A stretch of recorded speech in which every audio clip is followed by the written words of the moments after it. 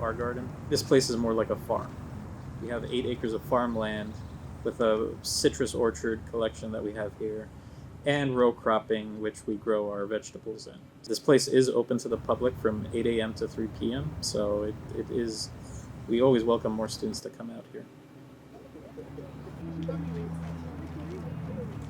With all the work that we do here, we donate all the produce back into the student campus. So you might see me doing tablings every once in a while, or hell, if you guys ever need produce, you can just come walk into our warehouse and anything we have over there is free for you guys to take.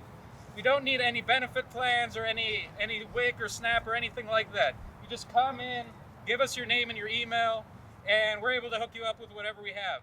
For a little bit of everything here at the farm as California Climate Action Corps Fellows. We focus on distribution efforts on campus to help distribute produce to students. In addition to that, me and Anthony, the CCAC Fellows, help supervise student interns who work here at the farm, along with offering educational guidelines towards how to operate a farm here at the Art Garden. So, how many people here are familiar with the Art Garden or have been here before? I want to raise a hand. Okay, not a lot of people. That's good though. I want more new people here. We need more new people over here. I think that the Art Garden is the perfect place to sort of bring a sense of community together here on UCR to focus on sustainability metrics. There aren't really that many green spaces here on campus for students to rely on, so the Art Garden is the perfect place in which students can really come to, be out in nature, work the soil, learn what gardening is about, and also be able to receive food through our services. Ultimately, though, I think our biggest issue is sort of running into how much we're able to produce in a given year, and then how much we're able to distribute given our limited resources here at the garden. They have been planning pretty regularly.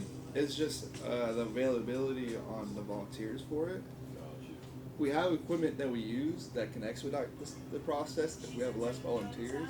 But they need to be like interns here or like a fellow like Angel, I, or Diego to actually run the equipment because you got to be trained for it. The Art Garden is sort of, has a lot of potential here for UCR. It has this opportunity to be a living laboratory here for students, not only for like research for graduate students, but also for undergraduate students. You know, just if we were to have access to more funding here, we'd be able to hire more professional staff to kind of develop the ongoing educational programs that we already have here. You know, we already have programs like the Art Garden Harvest Helpers. We already host a lot of workshops. I think one of our upcoming ones is a microgreens workshops.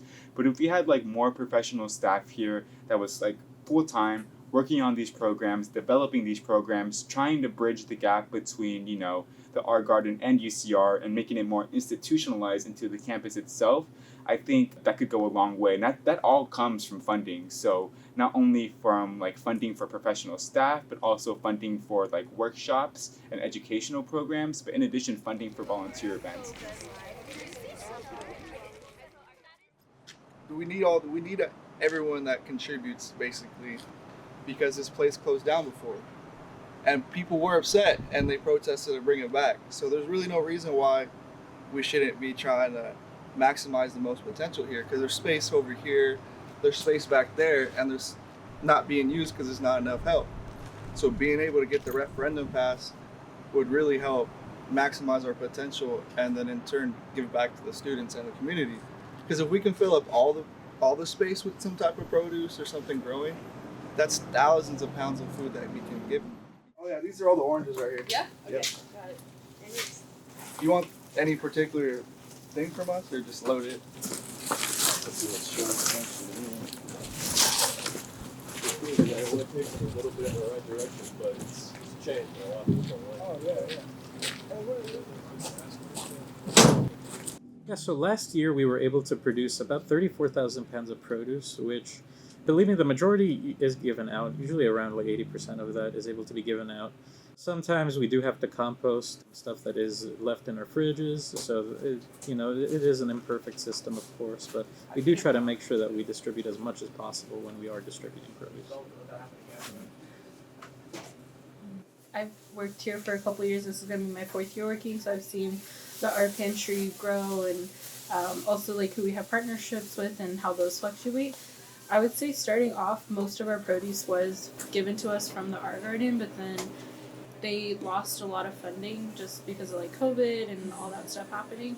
And so we went from getting a majority of our produce to almost nothing, just because they couldn't have enough staff or like enough like funding to create more produce for us. So I definitely did see an impact on that end.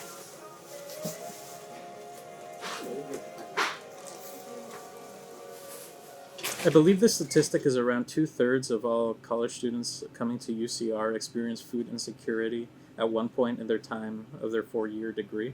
So it's places like the R Garden that serve as ways to combat those issues that students are facing with food insecurity. We try to distribute our produce to the R Pantry and directly to students through our walk-in pantry here at the R Garden and tabling during Wednesdays at the Clock Tower. Plants that we actually have to plant into the ground. So currently the R Garden is only funded through the Basic Needs Department from funding dedicated from UCOP, that's the University of California Office of the President. Only about $170,000 are allocated to the R Garden, and really all that is able to cover is the salary of one staff member, and at best maybe a couple months operational costs.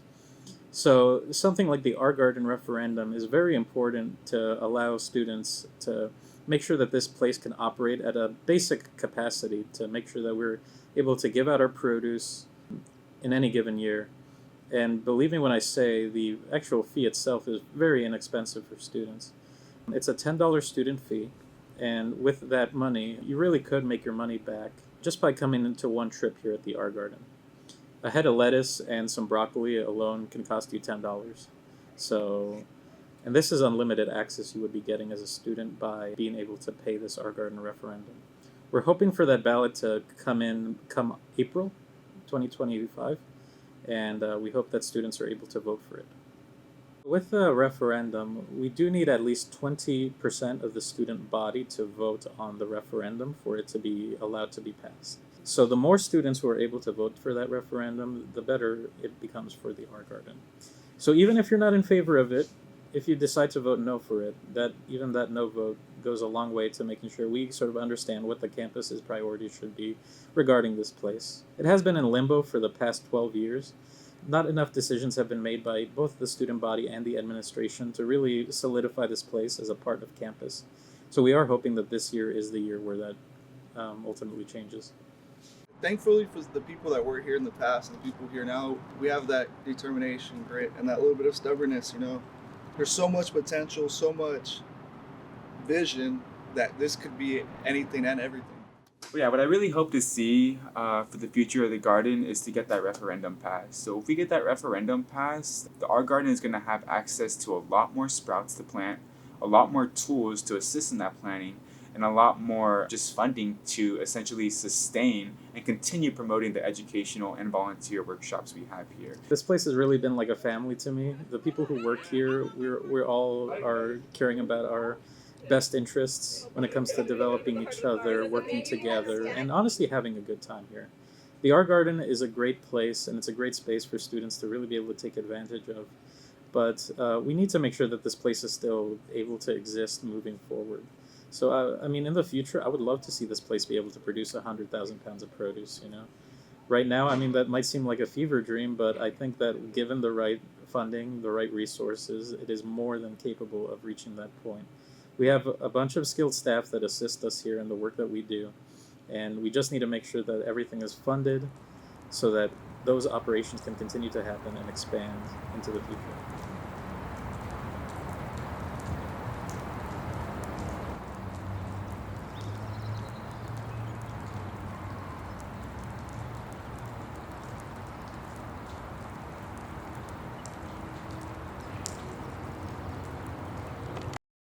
Oh yeah, so the R Garden is located behind parking lot 30.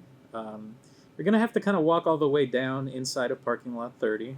When you walk far enough, you will notice a citrus trees out in the background and a gate and a fence. It seems like you can't enter, but believe me, there is a sign there that says R Garden. You just have to walk through that gate. It's always unlocked. It's open to the public.